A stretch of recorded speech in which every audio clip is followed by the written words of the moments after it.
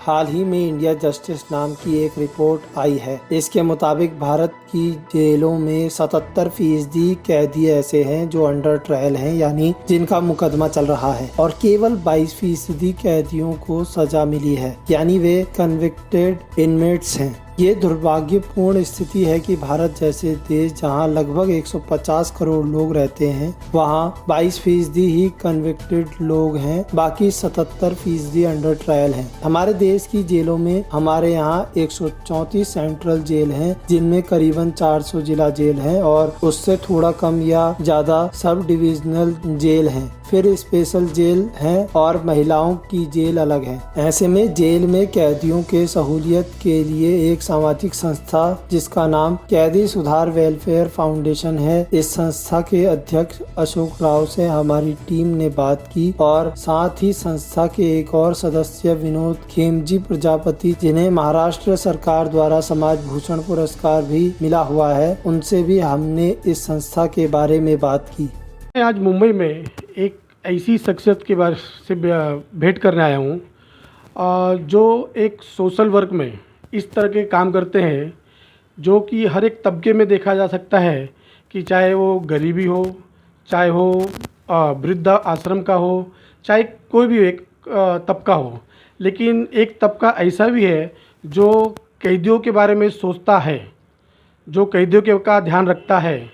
और ये जो अपराध है, ये सबसे जानबूझकर नहीं होते। कुछ अपराध ऐसे भी होते हैं जिनके कारण कुछ जानबूझकर नहीं करते हुए उनसे हो जाते हैं, और उसके बाद उनके परिवारों का क्या हाल होता है और उनका क्या हाल होता है, ये सब सोचने वाली बात होती है। और इन सब के लिए सोचने के लिए मैं एक ऐसी शख्स से बात करूंगा जिनका यहाँ पर कैदी सुधार वेलफेयर फाउंडेशन के फाउंडर मैं डॉक्टर अशोक राव जी से बात करना चाहूँगा। सर जी नमस्कार। नमस्कार सर, आप कुछ बताना चाहेंगे सुधार कब से काम कर रहा है और कैसे काम करता है? मैं इसमें 2014 में काम कर रहा हूँ कैदी लोग के लिए, जो कि सेंसिटिव कैदी रहते हैं कि कहीं गलती से उनके साथ गुनाह हो जाता है तो कोई घर का मुखिया है, जैसे घर वो तो जेल में चले जाता है, पर घर वाले को जो दिक्कतें होती तकलीफ़ें होती है उनको ध्यान में रखते हुए मैंने कैदी सुधार वेलफेयर फाउंडेशन 2014 से मैं कार्य कर रहा हूँ। और इसी के अंदर मैं कैदियों को एजुकेशन 200 कैदियों को एजुकेशन दे रहा, हर एक जेलों के अंदर जाके उनके साथ फ्री काउंसलिंग करना।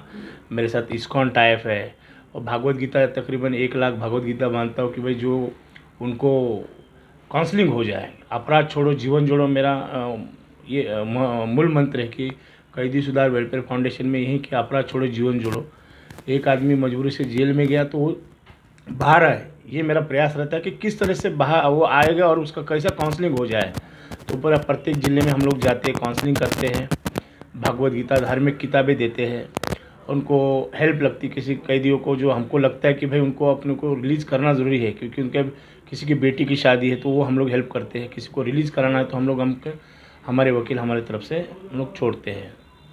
और उसी के अंदर में एक मायका बोल के एक मेरा ये है, जैसे आजकल घर के अंदर बुढ़िया अम्मा भी बहुत बोझ लगने लगती है, और वो जो बहू आती बेटियाँ रहती उनको प्राइवेसी चाहिए, तो उनको ऐसे लोगों को जब घर से बाहर निकालते तो ऐसे लोग वृद्धा आश्रम में मेरी छोटी सी प्रयास है। आज मेरे पास 16 अम्माएँ हैं कि मैं उनका अपना ये मायका बोल के कि ऐसे माहौल एक्सपीरियंस किया मैंने कि वहाँ जाके सिर्फ मायके में आई, ऐसा माहौल क्रिएट किया है। और उसी अंतर्गत फिर गौशाला है मेरे पास, बड़ौदा में, मथुरा में, हमारे पालघर में, पनवेल में अभी मुझे एक 100 एकड़ जगह मिली है, उसी के अंदर मैं हाईटेक गौशाला डालना चाह रहा हूँ। और तो ये सब चीज़ें चलती है सर हमारी। सर, इसके कैदियों के अलावा भी और भी कुछ आप सोशल वर्क में और ध्यान देते हैं? हाँ जी, मेरे पास 32 बच्चे हैं, मेरे पास नागपुर में रखा मैंने 2 साल, कोई 3 साल का ऐसे बच्चे जमा किए मैंने, हैंडीकैप अच्छे बच्चे। आज बच्चे बड़े बड़े एजुकेशन दे के अच्छे पोस्ट पे चले गए हैं और काम कर रहा हूँ सर इसमें। सर, आप ये सोशल वर्क करने के अलावा फिर बिजनेस पे कैसे ध्यान देते हैं? ये तो बहुत बड़ी बात है। बिजनेस तो सर कर ही रहे, पर उसके साथ बिजनेस तो स्टैब्लिश हो गया मेरा। पशु आहार के 2-4 काम है, मीडिया से हो, सब चीज़ें काम हो रहा है, पर अभी थोड़ा टाइम तो किसी के लिए देना है। मेरा ज़िंदगी का मकसद है कि एक टैंगल में परिवार आता जीता चले जाता, तो मुझे जो सेटिस्फेक्शन मिलता किसी का काम आऊँ, ये अपना मेरा एक उद्देश्य है। तो देखा, हम बात कर रहे थे कैदी सुधार वेलफेयर फाउंडर के, डॉक्टर अशोक राव जी से, और ये किस तरह से कैदियों की घर में जो बूढ़ी अम्मा रहती हैं उनकी, हैंडीकैप बच्चों की किस तरह से मदद करते हैं। सर, मैं आपको शुभेच्छा देना चाहूँगा कि आप इसी तरह आगे भी इन सब की मदद करते रहें। अभी मैं बात करने जा रहा हूँ इस संस्था से जुड़े हुए एक और मेंबर विनोद प्रजापति जी से।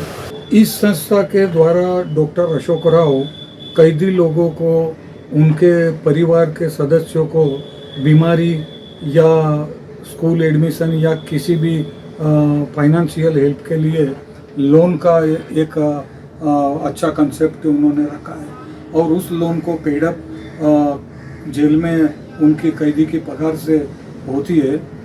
तो और उस कैदी जब बाहर आते हैं तो उनके जीवन के लिए नौकरी धंधा या जीवन निर्वाह के लिए जो कुछ बन पड़ता है उसके लिए उसको मार्गदर्शन करते हैं। इसके अलावा उनको पनवेल में एक वृद्धाश्रम के लिए जगह डोनेट हुई है, और उस जगह में वो गौशाला और वृद्धाश्रम बनाना चाहते हैं ताकि वृद्ध लोग आत्मनिर्भर रहे।